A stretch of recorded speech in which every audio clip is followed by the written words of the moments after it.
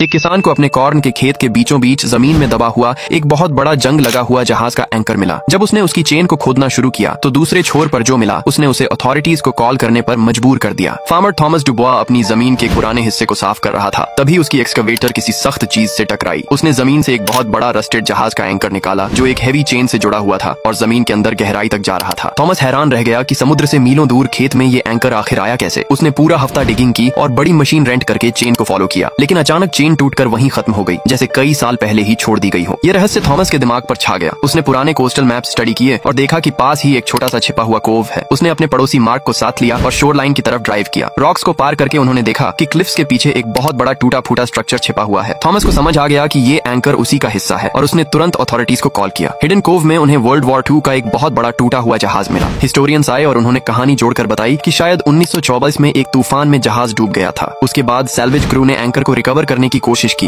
लेकिन एंकर का वेट इतना हैवी था कि चेन टूट गई और उन्हें उसे खेत में ही छोड़ना पड़ा, जहां वो सालों तक दबा रहा। उस एंकर और जहाज दोनों को तुरंत स्टेट प्रॉपर्टी और प्रोटेक्टेड घोषित कर दिया गया, लेकिन इस अद्भुत डिस्कवरी के बावजूद थॉमस को कोई फाइंडर्स फी नहीं मिली।